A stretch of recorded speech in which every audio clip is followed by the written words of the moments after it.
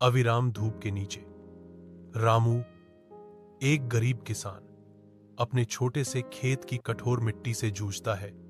उसका चेहरा थकान और निराशा का एक कैनवास है। अविराम धूप के नीचे रामू, एक गरीब किसान, अपने छोटे से खेत की कठोर मिट्टी से जूझता है। उसका चेहरा थकान और निराशा का एक कैनवास है। वह रुकते हुए अपने माथे पर पसीने की बूंदों के साथ चमकता है, अपने फावड़े पर भारी झुकता है।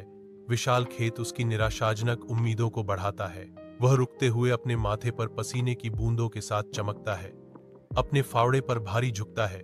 विशाल खेत उसकी निराशाजनक उम्मीदों को बढ़ाता है। थकान और लालसा से भरी आवाज में रामू स्वर्ग से गुहार लगाता है, क्या मेरी किस्मत कभी बदलेगी?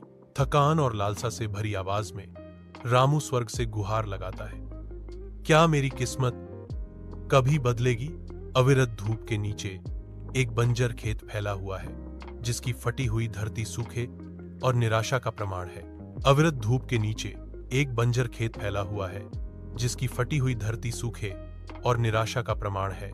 रामू अपनी आजीविका के मुरझाए अवशेषों के बीच पराजित खड़ा है। उसका आसन उसके आसपास के उजाड़पन को दर्शाता है। रामू अपनी आजीविका के मुरझाए अवशेषों के बीच पराजित खड़ा है। उसका आसन उसके आसपास के उजाड़पन को दर्शाता है। रामू की आंखों में आंसू चमकते हैं, क्योंकि वह स्वर्ग से चिल्लाता है। उसकी आवाज दर्द से भरी हुई है, हे भगवान, अब मैं क्या करूं? रामू की आंखों में आंसू चमकते हैं, क्योंकि वह स्वर्ग से चिल्लाता है। उसकी आवाज दर्द से भरी हुई है, हे भगवान, अब मैं क्या करूं? रामू की आंखों में आंसू चमकते हैं, क्योंकि वह स्वर्ग से चिल्लाता है।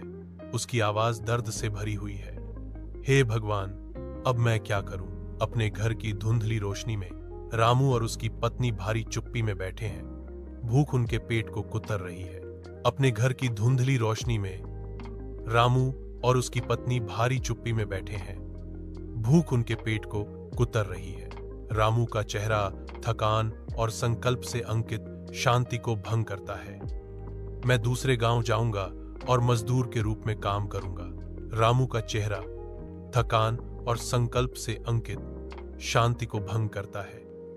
मैं दूसरे गांव जाऊंगा और मजदूर के रूप में काम करूंगा। रामू का चेहरा थकान और संकल्प से अंकित शांति को भंग करता है। मैं दूसरे गांव जाऊंगा और मजदूर के रूप में काम करूंगा।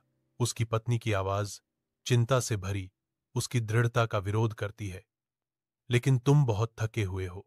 उसकी पत्नी की आवाज चिंता से भरी उसकी दृढ़ता का विरोध करती है, लेकिन तुम बहुत थके हुए हो। उसकी पत्नी की आवाज चिंता से भरी उसकी दृढ़ता का विरोध करती है, लेकिन तुम बहुत थके हुए हो।